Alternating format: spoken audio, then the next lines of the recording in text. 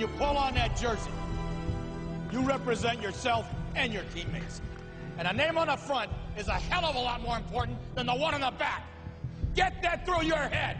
And here we go.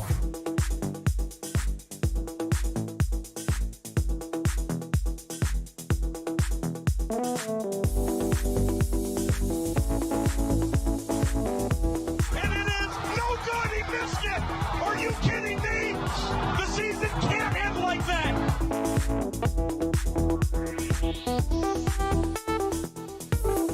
Playoffs? Don't talk about playoffs. You kidding me? Playoffs? I just hope we can win a game. What we've got here is failure to communicate. We all go a little mad sometimes. Some goofball in a hat and a red shirt. Now he takes off the shirt. He's running down the middle by the 50. He's at the 30. He's bare-chested and banging his chest. Now he runs the opposite way. He runs to the 50. He runs to the 40. The guy is drunk, but there he goes. The 20. They're chasing him. They're not going to get him. Waving his arms. Bare-chested. Somebody stop that man.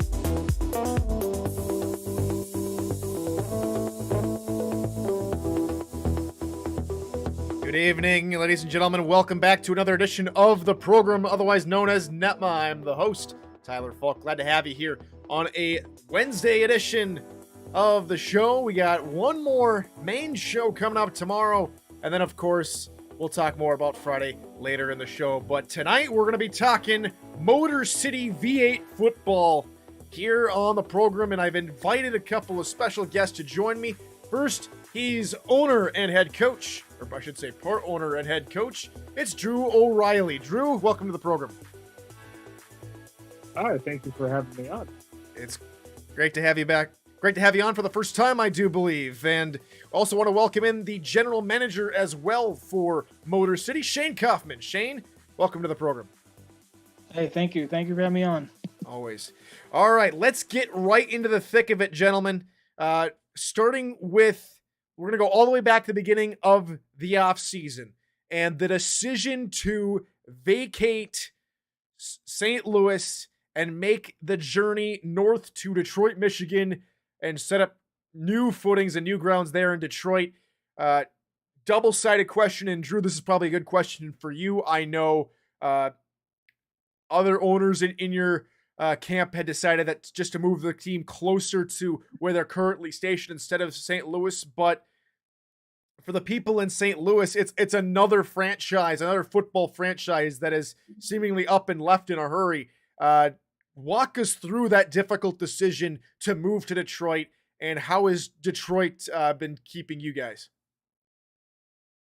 So the decision to, I'll keep it short. The decision to move to Detroit, while it wasn't always Detroit, we had multiple locations that we were trying to think of, mostly which location makes the most sense, who's closer, because, the three of us, Colin, Dwayne, and we live on, three different corners of the United States. I'm in California, Dwayne's in Florida, Colin's in Michigan. And so we already got Florida teams. We've already got plenty of Californian teams. Don't have a Michigan team. And so that's why we chose Detroit as the location, because that's where Colin is up. And the reason why is we've been thinking about relocating for about a season and a half prior before we did. We just didn't feel like we had a good reason to up until now. And we wanted to make sure that if we did relocate, would that be a rebranding as well? Entirely? Would it be a light rebrand? Would it be a full? Or, keep everything the same? And we decided that, if we're going to move cities, we're going to do a full rebrand. And we're going to create it in an image that we all enjoy and that we all love. And that's how we came up with the V8s with Colin's dog as the mascot. And it also just helps with branding and reputation. I'll be the first to admit that since I was here in season 12, St. Louis always had a problem with recruitment, whether for rookies or free agents, because that reputation of 3 back-to-back 2-10 seasons always kind of haunted us and always made people hesitant to join us. And so we figured that a new place, a new team name might help free us from that curse. Does that make sense? Yeah, that makes sense to me, Drew. And as far as having a team in Detroit, I mean, growing up in the Midwest, growing up in Minnesota, of course, we have the NFC North and have a good, established rivalry between everybody. I mean, the Motor City Kitties, can be a little give and take some years, but maybe it's time for the V8s to outshine another certain NFL franchise in a way, so to speak. So now on to the course of the offseason and to the recruitment part. That comes down to you, Shane. First season, I should say, as general manager of the St. Louis / Motor City franchise. Drew had come to you and told you what he envisioned as not only the owner as the head coach. I first off want to reiterate what I said yesterday. I think as far as the scheme you guys were going for, I think you did a really good job in your first season and getting some really good prospects on defense. I think that's what is going to be the story of your draft class. Getting Cannon, Colony, Lane Barney, and White all there in the backfield to back up already a pretty good defensive core. So walk us through that process of getting those gentlemen and everyone else here in the season 19 draft. Yeah, so me and Drew, we spent many hours coming up with a plan. He came up with the offense and his thoughts of what he wants to do. So once we came up with that plan, I started coming up with the players that I thought would fit great into our scheme. Players that fit well in our locker room. So I had a lot of deep conversations with a lot of these guys that we drafted. And, I don't want to say, the way the draft fell for us, it couldn't have been any better because everybody we drafted were the top players on our draft board. When we drafted, I know people were, with the tight end, Azami, he was fullback. I know a lot of people shook their head on it, but for us, it was a smart pick. We thought he would fit perfectly in that spot, so that's why we made that. And then with Sabo falling to us in the second round, I mean I couldn't be any more excited than that. That couldn't work out any better for us on that one. And going back to sorry, go ahead, sir. No, go ahead. I was just gonna say, going back to the Miata pick again, a fullback convert to tight end, which means with all those power I formations, both weak and strong, you have they have a tight end technically in the position, but he's playing as that second fullback, so it almost does work to your advantage in the play style I think you're going to go with, and that's more of a power running game with Blue Scott at tailback. Yeah, I mean that was one of the thoughts. Drew obviously can explain more of what his plan is, but that was one of the thoughts of it is to have someone that can do more than one thing. Plus, we already have a fullback that was a pretty good receiver coming out of the backfield as it is in Dean. So, we feel like we had a great plan going into it, and I think we succeeded in getting all the guys that we wanted. I would have to agree, and I will move on to Drew here, and Mr. O'Reilly. Let's go over the process again. Now that we have all realized that you're not signing anymore, you're not getting another quarterback, the deep passing game is going to be the most affected. It's going to take time from Crietta to find established connections. You only got 2 of them. The way that I'm thinking, there's going to be little to very few opportunity in my mind to see both Shane and Darby on the field at the wide receiver spots due to the fact that you're trying to incorporate the tight ends, or at least that's what it looks like on paper. Maybe walk us through that mentality of not having a more established quarterback in the league and going with Creata and going with more of a heavy look. Okay.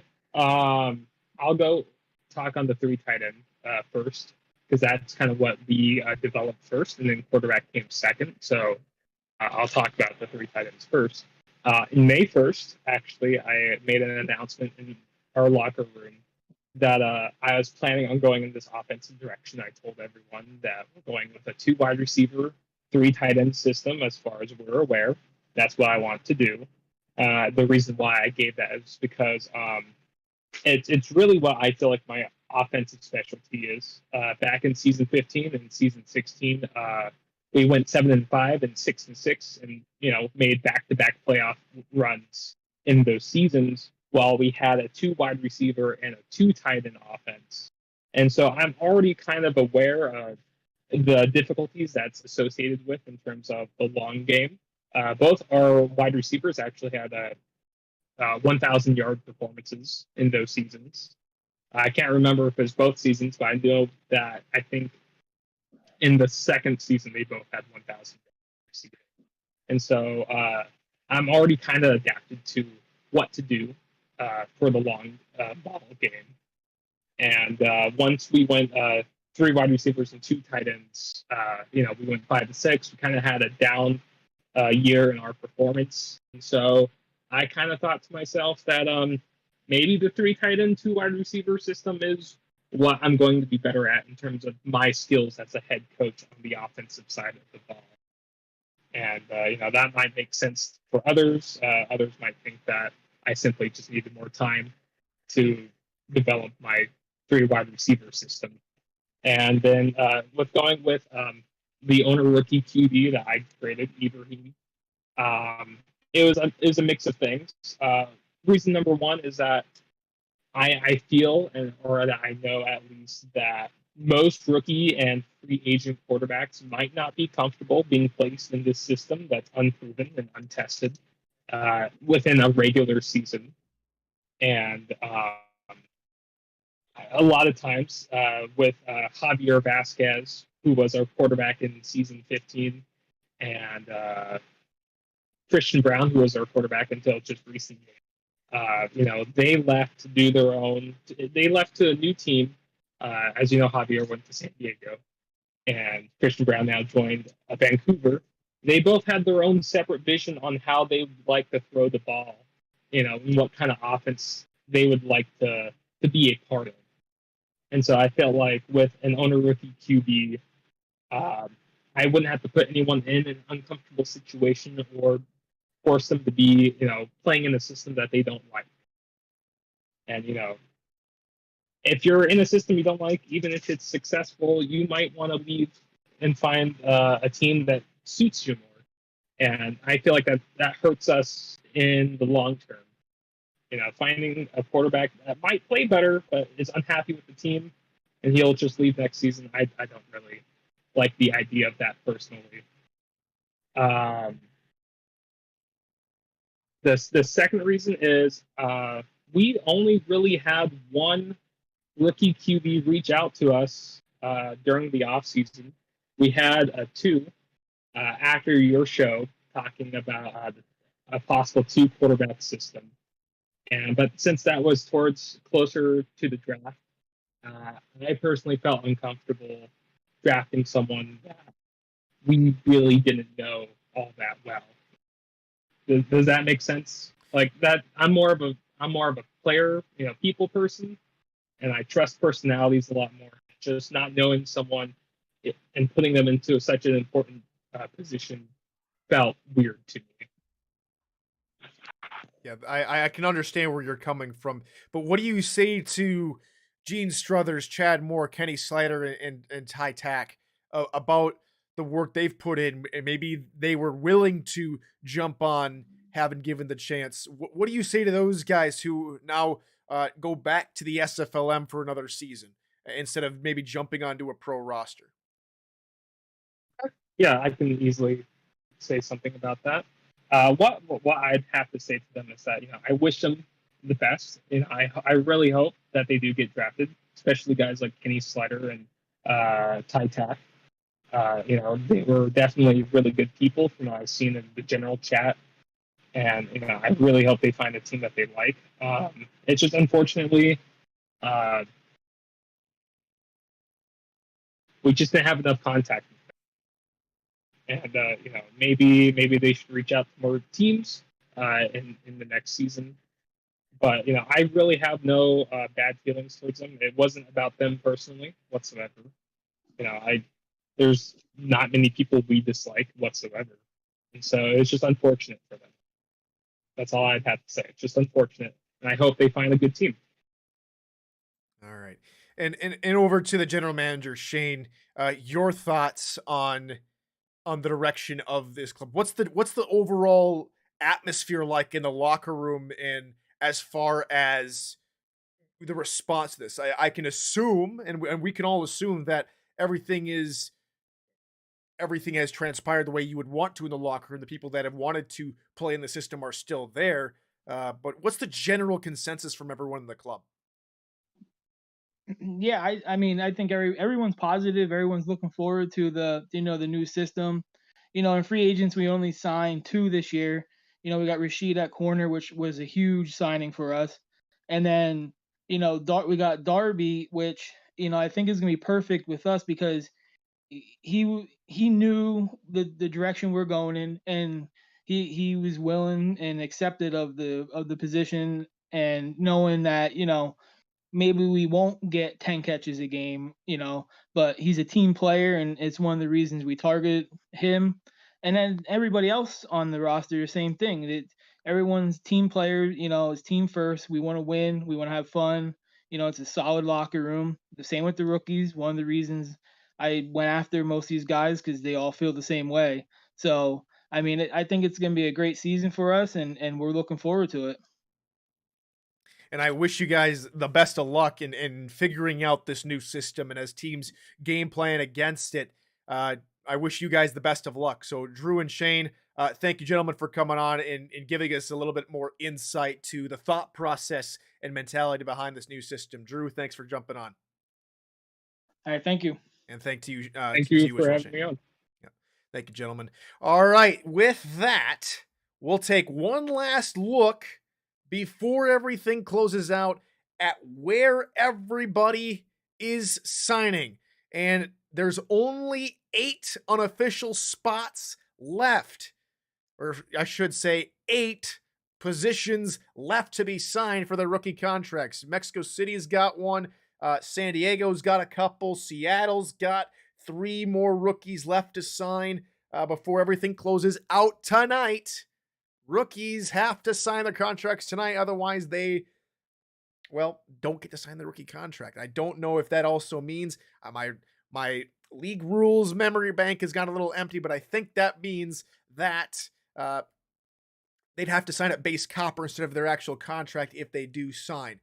Someone correct me if I'm wrong. I more than likely am. But we've got about 8 spots left. Las Vegas has still got to sign 1 more rookie. Mexico City with 1 more. San Diego 2. Seattle with 3. That is where everything looks up. Most recent signings, Trellis Blanton finally signs his Seattle Nemesis contract for the QB. So now all teams have their quarterbacks for season 19. And we will talk more about what's coming up in season 19 and maybe get into a couple of predictions tomorrow. So that's going to do it for this show here on the program on Friday. I want to remind everyone that Louisiana will play Canton right here on NETMA. There's going to be a few guests from Canton, a few guests from Louisiana as we all get set for season 19 properly, which will start at the SFL convention in Las Vegas at the HyperX Arena right there on the Strip. So until then, everybody, it is one more day of the show tomorrow. Until then, everybody, good morning, good afternoon, and good night.